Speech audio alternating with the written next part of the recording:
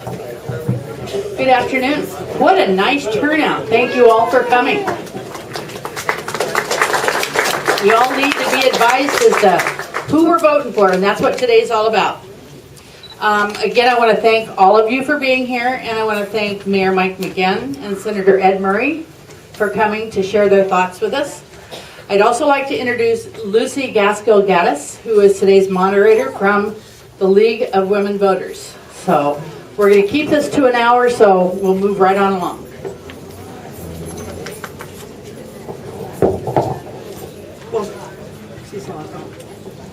Thank you all for coming.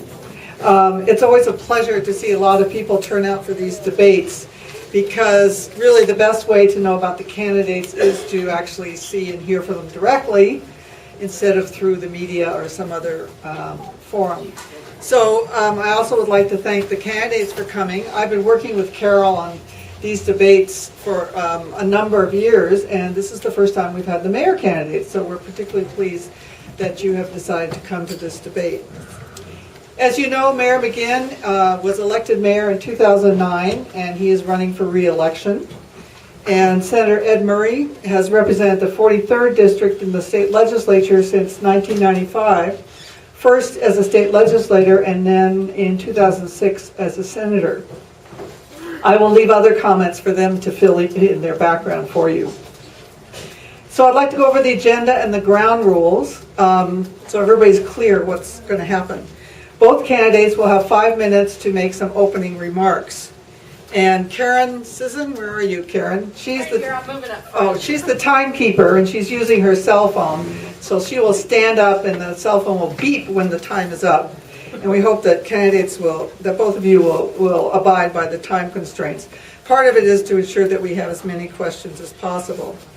Then we will have time for questions. I will be asking a couple questions at the beginning, and then many of you have already filled out index cards, and I will ask the questions from the audience. Each candidate will have an opportunity to answer the question, even if it's directed at one person, so both candidates will have 2 minutes to answer the question. If there is a request for rebuttals, then we'll go to 1 minute each. I will try to remember to alternate who answers the question first, as that sometimes is an advantage. At 1:45, we will conclude the question period, and then the candidates will have 5 minutes for closing remarks. And so at 2 o'clock we'll stop, and I'm not sure, but maybe the candidates will be around to meet individually for a short time after the forum. So as far as ground rules, there's just a few. Each candidate will have equal amount of time to respond to the questions. And the audience should show respect to both candidates. No booing, no negative comments. I suppose if you want to clap, you can do that. And all questions must be written on index cards, which many of you have already filled out. This is an effort to keep it moving. And I will be asking the questions, and I'll try to cover as many topics as I can during that period. So to begin, we're going to start with Mayor Mcginn first, and closing remarks, Senator Murray can begin. So you have 5 minutes to talk. Sure, thank you. Are we on? Now we are. Thank you all. First of all, it's great to be back here. In fact, I think I've held a couple of town halls here over the last couple of years. In fact, over the last almost 4 years here, I think I've held over 150 town halls, neighborhood walking tours, community listening sessions, because it's really important for me to understand what people care about and make sure that city's in a position to respond. You know my name, Mike Mcginn. I live up in Greenwood, about 2 blocks from the Greenwood Senior Center. I was a president of the Greenwood Community Council for years, as well as being very active in the Sierra Club. I have 3 kids, all of whom have gone to Seattle Public Schools. One's just graduating and heading off to Western Washington. When I ran for office 4 years ago, because I didn't like the way things were going. I didn't like the way I felt that city government had become distant from people, that it wasn't working effectively, and that it wasn't responding to what I thought were the big challenges of our time. We weren't engaged in education. We weren't taking on climate change as an issue, I thought, the way we should. So I ran for office. Of course, when I took office, we were in the middle of the deepest economic recession since the Great Depression. That was hard on our people. It was hard on the city budget, too. And that's when we, as I said, we went out there and started listening to you about what was important. And you told us jobs were important.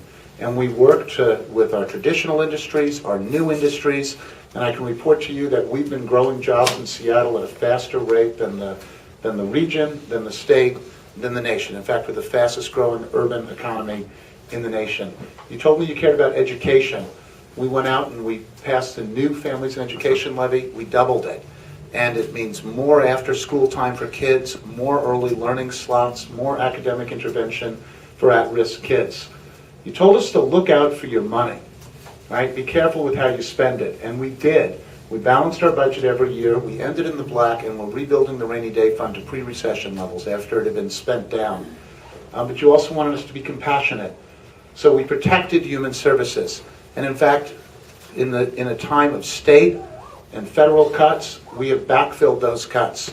We have backfilled cuts to homeless services and maintained our support for that. And just recently I announced that we were able to invest $210,000 into our senior centers and $631,000 in next year's budget to backfill state and federal cuts to services to seniors. So we're going to maintain that same level of services even when other people are cutting the budget. You also told us to look out for basic infrastructure. We have supported and passed a ballot measure to replace the seawall. We've increased spending on our basic street repairs and road maintenance by 37%. But there's a bigger issue now. We do have economic growth. And there are bigger issues, in fact. We do have economic growth. And that's great to see that there's prosperity in this city. But there's a couple of things that go along with that. One is, how do we widen the circle of prosperity? How do we make sure that more people can share in that? Education is a piece of that. Job training programs are a piece of that, and we've expanded those programs. But it's also about making sure that we support things like paid sick leave so that workers can have an opportunity to take care of a sick kid or take a day off without fear of losing their job or their income. So we supported that as well. You know, at a time when, we have also instituted local hire provisions in our hiring so we can give more local jobs to people here. And we have set records. We have changed our rules on women and minority contracting, so we're setting records in that regard so that we can widen the circle of prosperity of who gets to share in our economy. But the other thing about growth is that there are neighborhoods that have been accepting growth. Places like West Seattle, places like Ballard. And there's a promise we made to those neighborhoods, a promise that has not yet been kept, which is how are we going to fund basic infrastructure, particularly transportation. And you're owed it. Now the monorail failed, we all know that. I've been working with Sound Transit to accelerate their planning to get them to the ballot by 2016, and I want them to include funding to get to Ballard. We're jointly planning with them, as well as to get to West Seattle. I worked with mayors across the state, 47 mayors across the state, to support a local funding options bill so that we wouldn't see cuts to metro service of up to 17%. We have launched new programs. When we get savings in projects, by the way, downtown's our economic engine, and I've looked after downtown. But as we get more money, it's not the only neighborhood in town. I want to invest in all of our neighborhoods. So we've expanded the pedestrian fund, and we've expanded our neighborhood street fund, and we've expanded safe routes to schools so our kids can have safe places to walk. And this is something I learned in Greenwood. When you make it safer to walk, it's safer for everybody, for the seniors, for the disabled, for the kids. It helps build community. I want to make sure we keep investing in our communities so that everybody gets to share, everybody gets to enjoy the fact that this city is a prosperous city, a vibrant city, and it's a city of great neighborhoods. Thank you. Senator Murray? Well, thank you. Again, the name is Ed Murray, and I am a state senator from the 43rd Legislative District. But it's good to be back in West Seattle, because this is actually where I spent my childhood. I used to take the bus from Alki, where I lived, right here to the junction to go to Holy Rosary Elementary School. So I kind of consider this my political home as well, because when I was 5, I used to go doorbelling with my mother for John Kennedy for president. So now you know how old I am. So West Seattle is a special place. It's a special place to me. And I can assure you, if I'm elected mayor, West Seattle will not be an afterthought. It'll be an integrated part of what the city does as it provides services throughout the city. I've had the opportunity to serve in Olympia, to serve as a Seattle legislator in Olympia, and to work on some pretty difficult issues in a pretty difficult situation. But we've had some significant victories. And when it comes to issues that I know many of you care about, such as being able to age at home, age in place, this year we actually passed an increase in the pay for home health care workers. That came from the Senate, actually. We added training money for those home health care workers so they will actually have the skills they need. And we added background checks so that we know who's going into the homes, your homes possibly, as home health care workers. All those things came out of the Senate. And I think that reflects my commitment to work with seniors as we move forward in a population that is only going to continue to age. I'm running for mayor because of the very issues I mentioned. I've had to work in a difficult environment, but I found a way to bring people together, Republicans as well as Democrats, people from Eastern Washington as well as Western Washington, and actually fund programs such as the home health care workers. And I think that Seattle is craving leadership that is willing to sit people down around a table and come up with common sense solutions. Not solutions that are just ideologically based, but solutions that will be practical, that will move us forward as a city. And this city has a lot of challenges ahead of us. This is a great city. It's an innovative city. It's a city that's given me incredible opportunities throughout my life. But it is a city that has a significant public safety problem, and it has to be addressed. This is a city that has a significant transportation problem within the city itself that simply cannot be blamed on the state legislature alone. And it needs a mayor who's actually willing to plan across all modes of transportation and prioritize those transportation. In regards to transportation, we need a mayor who can get light rail. And that means we need to go right back through Olympia to get further an additional authority to do that. And again, I believe I have those relationships to do that. And there's numerous issues that I know you all deal with here in West Seattle. I knew a young man who worked for us in Olympia who then went on to work in Seattle who was killed at a crosswalk. And I know that Tom Rasmussen fought hard to get a light up at that intersection near the mailbox. It slipped my mind the name of it, that Don Wall owns. And yet there was resistance from the executive. I know that Senator Rasmussen, Mayor, if we're going to interrupt each other, Senator Rasmussen made it clear that he'd been fighting hard for this and found it quite difficult. And there are other issues. In Delridge, another street that is just dying for, maybe that's the wrong term to use, is craving for a safer street. And safety is, I think, so important. And I think as mayor, one of the first things I would do would be to review every single department to make sure that we are preparing for our aging population. Can we get buses like Portland has, where you can walk right onto the buses and not climb up 2.5 feet? Can we do things like be sure we're using our parks actively? Is every single department planning for a growing senior population? That will be one of the key components of my administration. And to end with, I am so glad that I see some of my friends here, the Seattle firefighters. Thank you for being here. Thank you for your endorsement. I look forward to working with them to make this a safer city for all of you. Thank you for your time. Thank you for your time, Chief.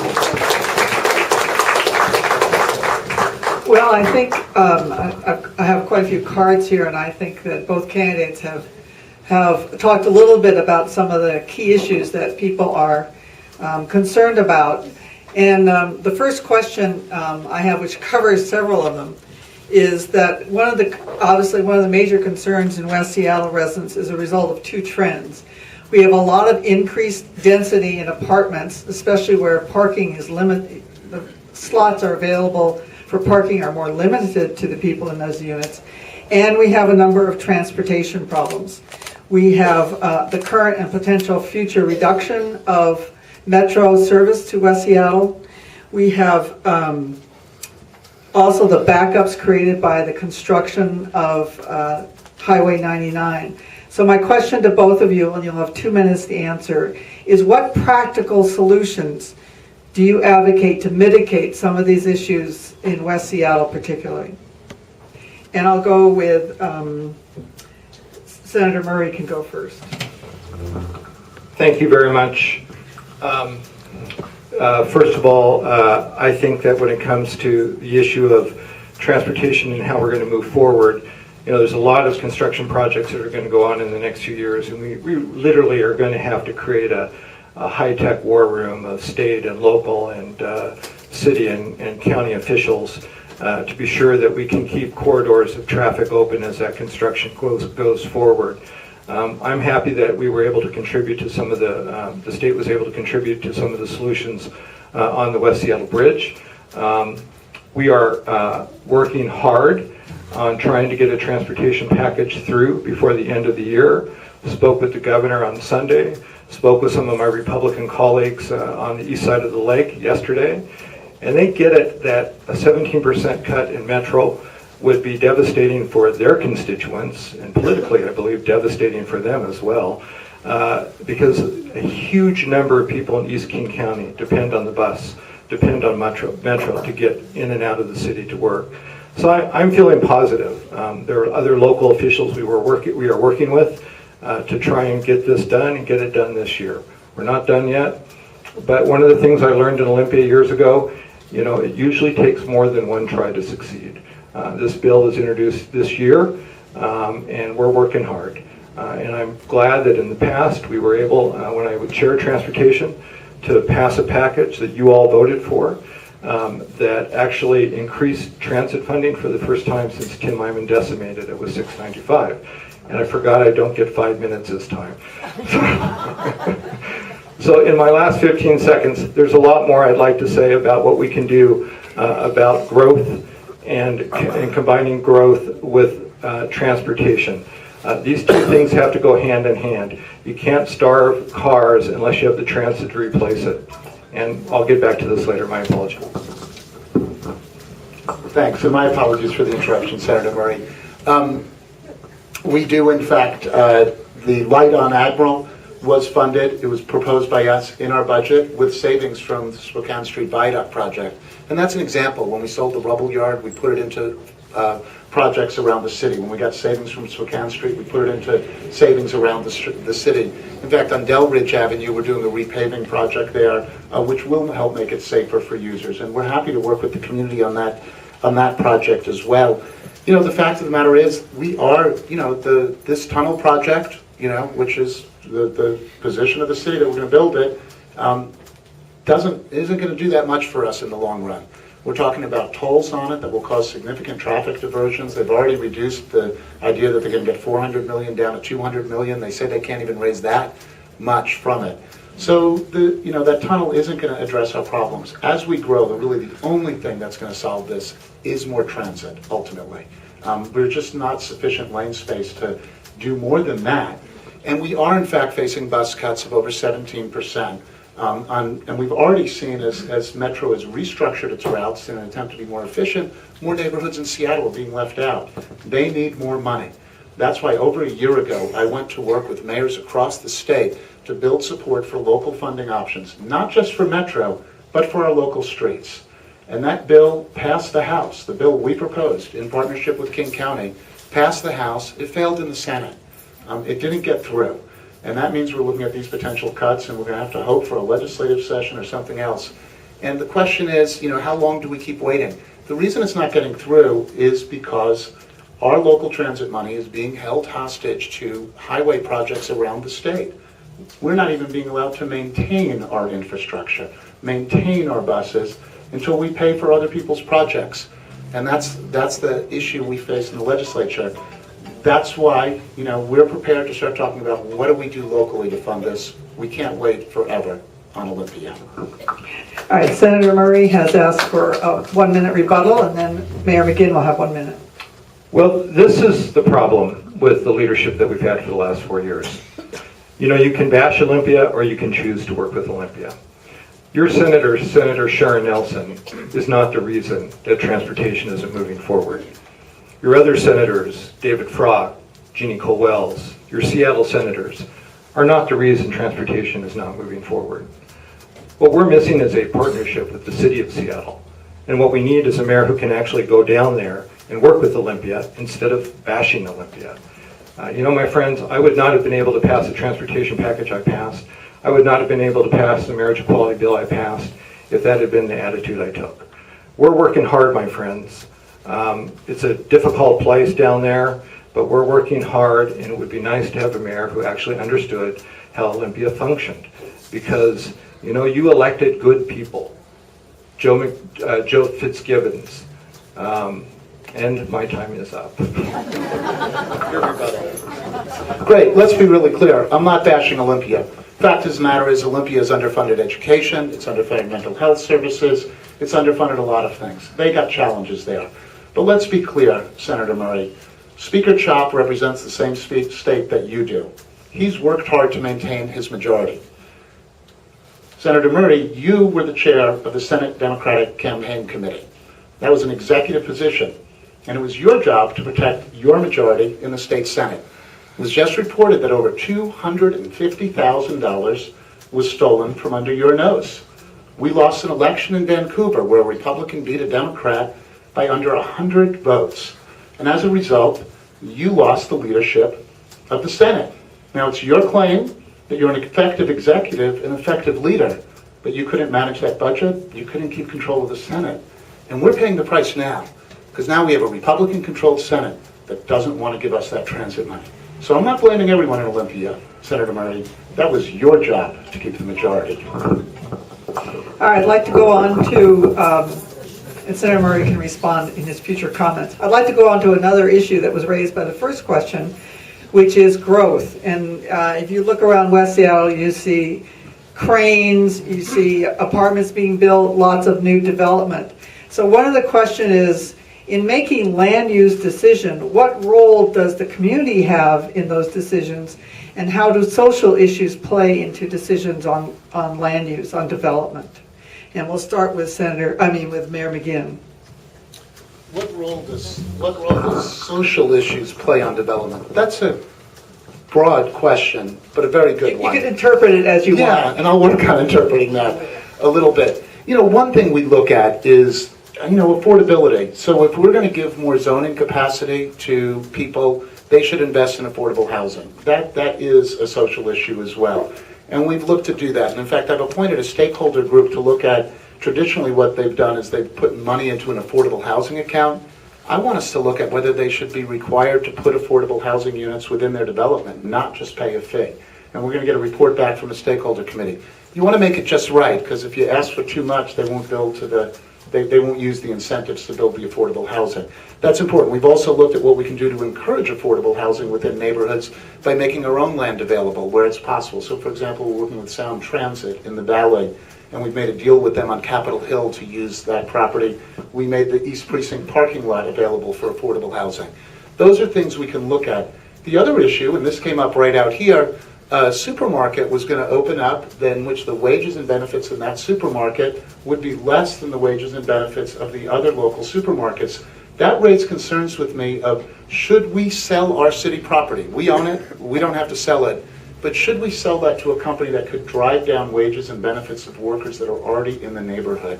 Given the issues around rising income inequality in this nation and in this city, I decided to make a recommendation to the city council that they not sell the property. Let's get tenants in here that'll pay good wages and that won't drive down wages for existing workers. I want to say that my opponent said that what I did was wrong. He criticized me for it only a month or so after standing in front of those grocery store workers and said he supported that idea. So the attacks go on. Actually, I do support the idea. What I did not support was the mayor's approach to it. The question of an affordable city and whether we are going to remain an affordable city is one of the main questions in the next 4 years. Can everyone live here or not? The mayor did a one-off a few days before a primary about one store. What I would do is I would go into the underlying ordinances and establish a policy that could apply the social benefit across the board and not just one store. I was chair. I jumped in last year after Lisa Brown stepped down as majority leader with Sharon Nelson, your senator, and David Frock. We co-chaired the Senate Democratic Campaign Committee. We inherited an employee. We found out that $200,000 had been embezzled. We did what leaders should do. We turned it over immediately to the authorities for investigation. We rewrote the rules that we inherited for accountability. So I think that's leadership, and I feel pretty clean on that one. Unlike, I would say, the city, where the state auditor said that fraud in the senior services division cost this city $400,000, where, and I'm quoting from city budget documents, where the council said weakness in accountability and documentation in the mayor's office of senior citizens possibly cost the city millions. I went to the police. What you just saw here is a lack of administrative oversight, and that's why we need to change, my friends. We can have a tax, or we can talk about the future. I want to talk about the future. I want to reform this department. I want this department to have a director who will stay for 4 years. I want to restore the funding that has actually been cut from the senior services programs of the city. The mayor said he didn't do it, yet there's documentation right here from, again, the city budget documents that say senior services were cut under this administration.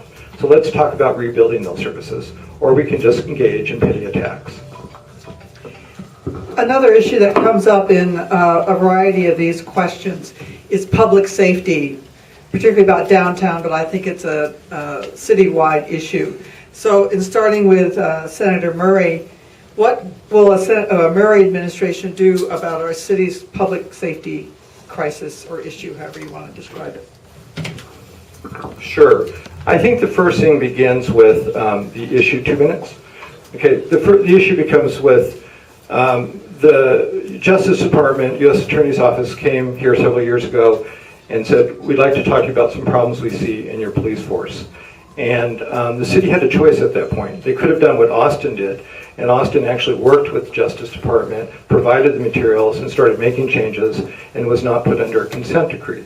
Instead, we had an administration who fought the Democratic Justice Department, the Obama Justice Department, and we ended up with years of a police force that was in turmoil. And our police force remains in turmoil. So the first thing I would do would recruit a chief of police who could restore the morale and change the culture of our police department. There are incredible officers in our police department who feel like no one has their back.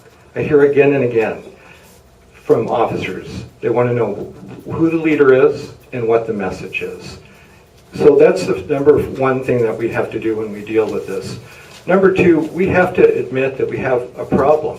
Not all crime is down in all sections of the city.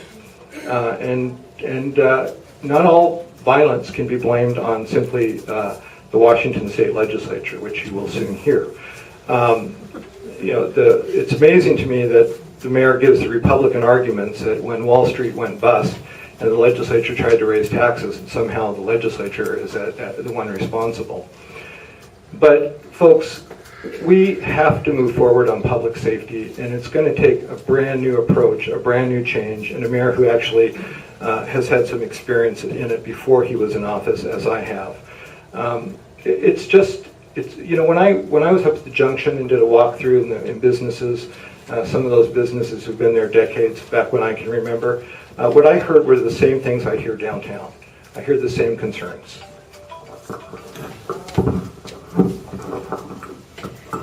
I would love to have a discussion about the future. I would love to have a discussion about our respective ideas for the future. We've got a lot of ideas around early learning, about transit expansion.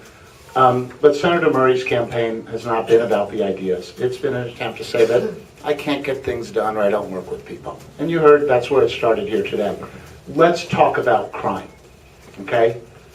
When I took office, we did in fact have a police department that wasn't trusted by the community. We had several high-profile, difficult incidents. And I went in there and I personally negotiated an agreement that would effectively work on reform. We brought in the Community Police Commission. That was something I fought for, was to bring in the community to be part of the reform process. But I also wanted to make sure our officers' hands, they weren't fighting crime with one hand tied behind their back. So that agreement also had to support public safety, and it had to work within our budget. Since then, we have added police officers. We've added innovative programs, law enforcement assisted diversion, to refer people to services instead of incarceration. We have directed patrols, officers out on the beat. And it is true, there are issues with crime in our city. It does go up and down in certain areas.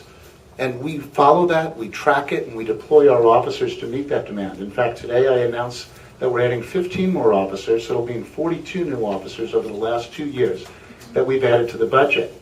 But I also want to say this, Senator Murray does have to take some responsibility for his actions. He actually passed a bill that reduced the supervision of released felons dramatically. And he did not pass a bill that would have funded mental health services. So it's a pretty neat trick to have released felons without supervision and not to treat mental health services and then run for mayor saying the streets are getting meaner. Senator Murray has asked for a rebuttal, and I think I'll give you both 2 minutes because this is an important issue. Well, I don't know where to begin. First of all, you can't have a separate set of facts. We did something this year that is the most expansive growth in social services since the Lyndon Johnson administration.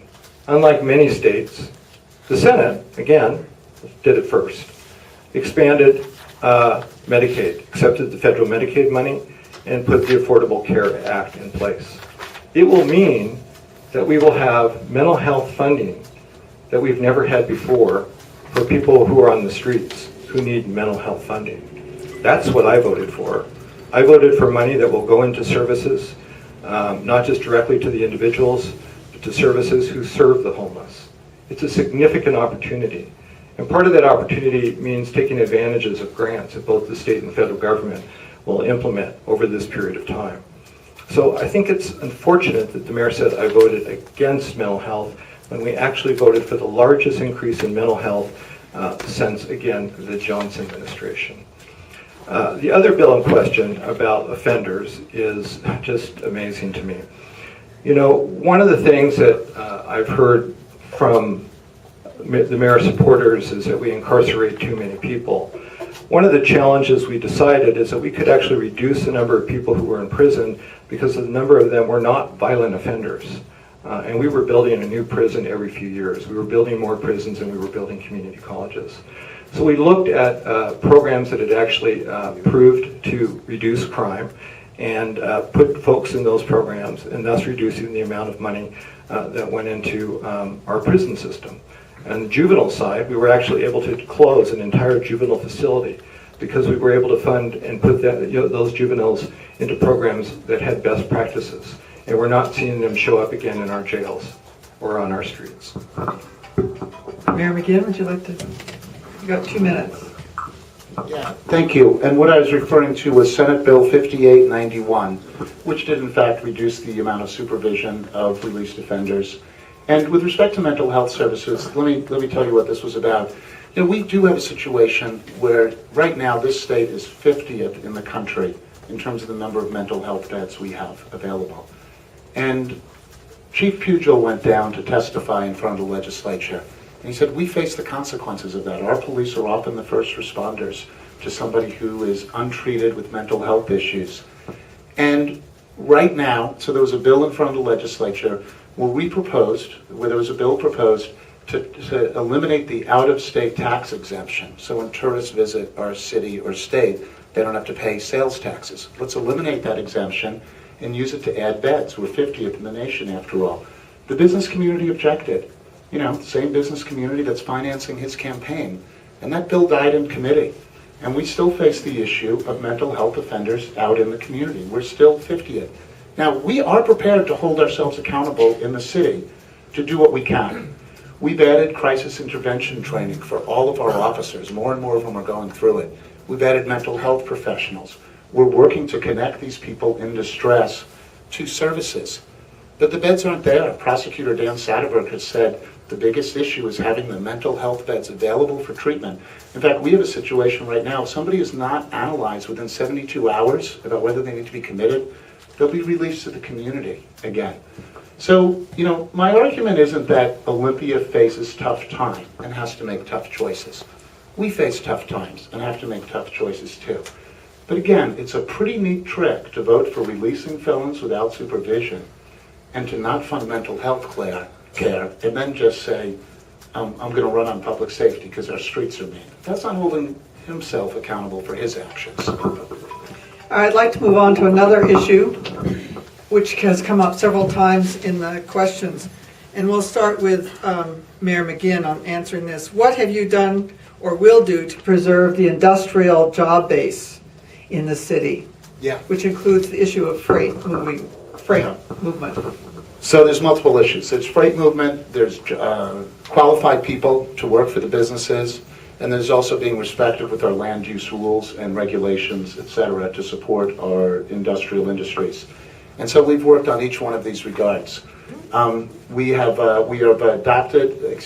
funding for a freight master plan. We're updating it right now. We're working closely with the port to identify how to spend dollars to mitigate traffic impacts and to help them get movement of goods, to where they need to go. In addition to that, we have worked with all of our industrial industries on permitting and land use issues to help them out. The Shoreline Management Act was updated. I met multiple times with our maritime industries to make sure that it wouldn't keep them from doing business, whether it's in Salmon Bay or the Duwamish. You didn't hear about that controversy. That update passed without controversy because we worked to accommodate our maritime industries. When you cross the West Seattle Bridge, if you look over to your left, you'll see the new Harley Marine building. We changed the rules of zoning to allow them to open up their headquarters there for their tugboat industry. And in fact, after that experience, we've launched something called an industrial development district where we're going to ask people, what changes and rules would you like to see to make sure that your business can be accommodated? And we have not worked to rezone industrial lands. We want to preserve them and preserve those industries. And they are in fact growing. What I hear from them also is they need qualified people. So working in partnership with the community college system, we've launched something called Pathways to Careers, where we work to make sure that the individuals are getting the types of job training in ways that work for them so that they can support our traditional industries as well as our growing industries. That's healthcare, administrative services, as well as our maritime and industrial areas. So we're fortunate to have multiple thriving sectors, including our manufacturing, industrial, and maritime sectors, and I'm proud to have kept supporting them. Thank you very much. This city's traditional industrial industry is a key part of our future of our economy. We simply can't be an economy based on one industry, high-tech or biotech. And preserving and growing that has not been a priority, regrettably, of this administration. I believe if we can create a biotech center in South Lake Union, as the last mayor did, we can also create a brand new revitalized plan for our industrial base, both in the Soto area and in the maritime industries of the Ballard area. If we don't do that, if we don't address some of the freight connections, particularly freight connections that could be deeply impacted by a new stadium, then we will lose our legacy industries. We will lose that industrial base.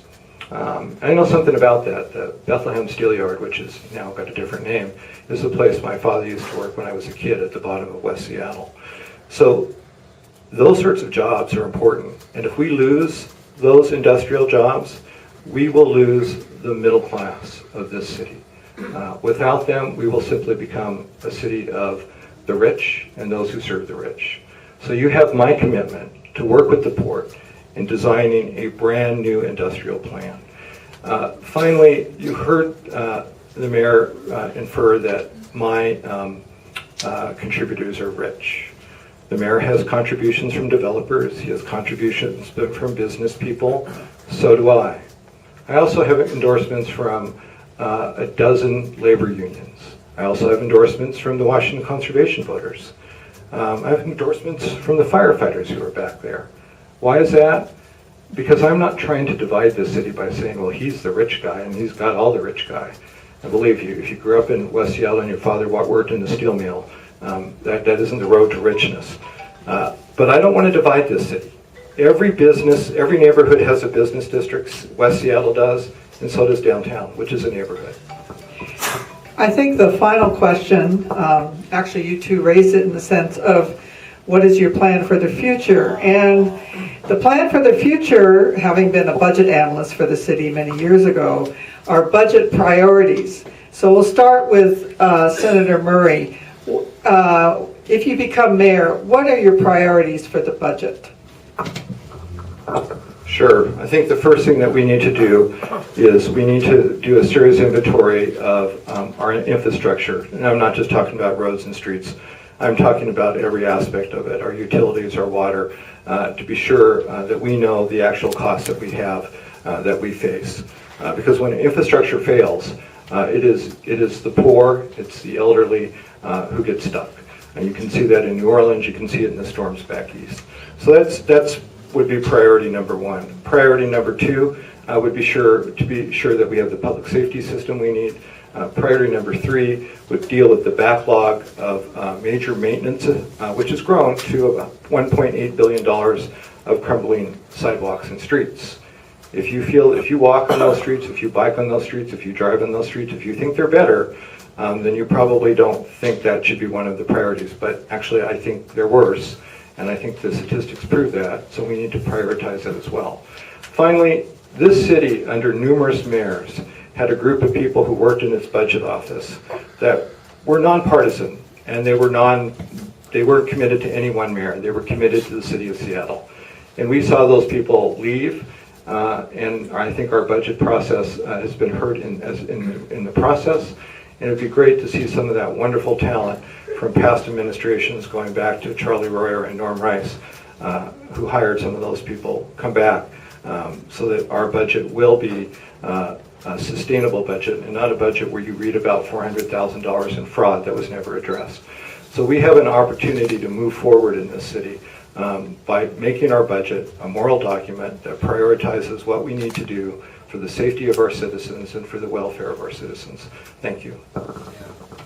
Well, I need to correct one misstatement. We discovered that fraud internally. We removed that person, and then we worked to put controls in place to address that. And, you know, the difference is that, Senator Murray said that's just what he did. The difference is that when he was recently interviewed, he said he wasn't to blame and it wasn't his fault, it was someone else's responsibility. That's not what executives do. But let's talk about the future. Let's talk about the future, because this is a critical issue. You can see what my priorities are by what I've done. We focus on education, transit, local infrastructure, neighborhoods, as well as we put more money into human services, social services, and dollars for our seniors. You know, our big challenges of the future are how do we deal with the fact that we're a growing city, but not everybody gets a share in that prosperity. And we need to give everybody opportunity, and we need to be able to live as a multicultural city that's environmentally sustainable. So what are we going to work on? One, we're launching an early learning academy in which we're going to teach our early learning providers how to better prepare kids for kindergarten. Too many of them are unprepared. I'm also working with the council to develop a plan to develop universal preschool, so we can work to educate all of our children before they go to school. We've also put, I said basic infrastructure, we've increased our spending on basic infrastructure by 37% over the last few years. And this is even without getting new funding authority from the state. We've scraped together dollars from wherever we can to put it into our streets, into our sidewalks, and into our communities as well. We're also working on a transit master plan, working with Sound Transit to get Sound Transit to the ballot by 2016, so our neighborhoods will finally get the mass transit they need. In addition to that, we're going to keep working to get restore bus service, and if the state won't act, we'll try to figure out how we can fund more bus service locally. I don't think we can wait on Olympia to make sure we have the bus service to serve our communities. I come from the community. I was a Greenwood Community Council president for years. I believe in communities, and I will continue coming out to every community, listening to you, working with you on the issues that you identify as priorities. Thank you. That comes to the end of our question time, and now each candidate will have 5 minutes to give closing remarks, and we will start with Senator Murray, since Mcginn went first. In the beginning. Well, thank you. And I want to compliment this forum. Usually when we go to these things, we only get a minute. And so you've been very generous in giving us your time. This is a great senior center. I know about some of the activities you do here. You have a great director. And I also want to compliment you on reaching out to LGBT seniors as well. You're one of the pioneers in the city on that issue, so that's a personal thank you. You can clap for that one. Anyway, as I mentioned before, I have worked at Olympia for 18 years, and I've been able to accomplish some things. I've had some defeats. I spent 10 years losing the Civil Rights Bill before we passed it in '06. I spent 3 years trying to get a transportation bill passed, but when we passed it, you all upheld it here in the city of Seattle. And regardless of where you are on the issue of marriage equality, it took 17 years, and I lost most of those years before I won. That's what Olympia is like. You have to understand that, and you have to build bridges. You have to reach out and get people who are different than yourself to sit down at the table so that you can move something forward. That's why I want to be a mayor of Seattle. That's what I think Seattle is craving for, that type of leadership that Seattle is craving for. I'm happy to have been endorsed by 4 members of the Seattle City Council. That is unusual when you have an incumbent running. But I think the city is crying, again, to get at the same table and move forward. I'm happy to have been endorsed by your elected officials in West Seattle, Joe Fitzgibbons, Sharon Nelson, and isn't this terrible? I'm suddenly blanking. And Eileen Cody, who was my mentor and who I sat next to for 11 years on the floor. Eileen was my mentor for 11 years. I sat next to her on the floor. And by the way, if we are going to have mental health money in this state, you should give Eileen Cody a big hand the next time you see her, because she really led that effort. I'm happy to have the endorsement of Joe McDermott, your county council member. And I'm happy to have had the endorsement of the 34th District Democrats. And in some ways, it's good to be home in West Seattle. I want to work to bring this city together. I want to work not to be a mayor who spends 2 years fighting with the state over the viaduct, fighting with the Justice Department. That's just a reality. Who decides in his 4th year of office to suddenly announce new programs. I'm going to announce those programs in my 1st year in office. And I'm going to work with the council and the city attorney to make them happen. You know, I was a fairly poor kid when I grew up in West Seattle. And it's just an incredible honor that I made it through the primary. And it would be an incredible honor, that kid from 61st Street, to be the next mayor of the city of Seattle. I hope you'll listen to me throughout this campaign. And thank you again for giving us a forum that gave us a lot of time to talk. Thanks very much.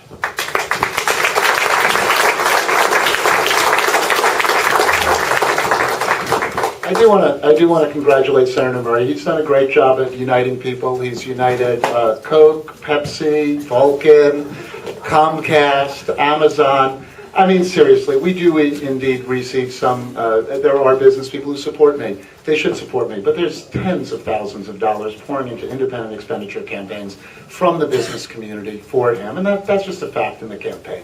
And I'm proud of who I'm endorsed by. I'm endorsed by the Sierra Club. I'm endorsed by hotel workers, restaurant workers, grocery store workers. You know, people who don't make much money have been supporters of mine. I'm also supported by human services providers, you know, and other activists in the community. And here's the deal: I never held office before. You know, I was a community council president. I was involved in the Sierra Club. I formed a little nonprofit. But 4 years ago, you know, I decided to run because I didn't like the direction things were going. You know, and I wanted to try to make a difference in the world.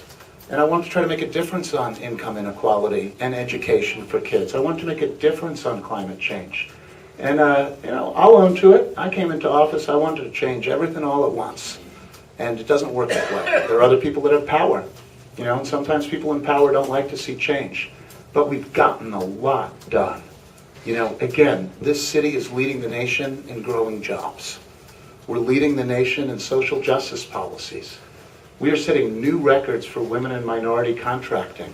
We have innovative new programs to hire local workers so that they can share in the prosperity that this city creates. We've doubled the Families and Education levy. We have all of our libraries open on Sundays. You know, we've balanced the budget and rebuilding the rainy day fund to pre-recession levels. And none of those things happened all by themselves. It took a team of people in the mayor's office and at the city council to get it done.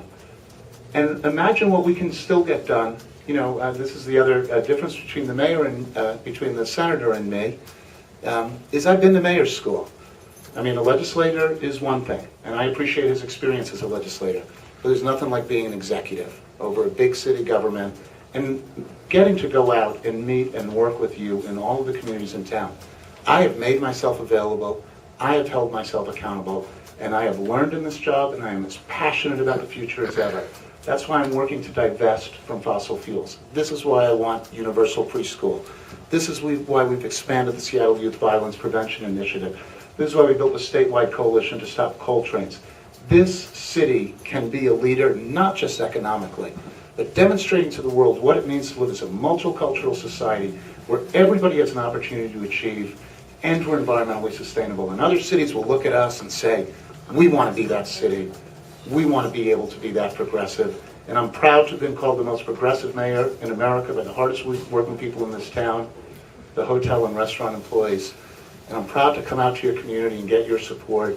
And I would love to continue to be your mayor because, again, I've learned a lot in this job, but I'm as passionate as I've ever been about building a future for everybody. Thank you.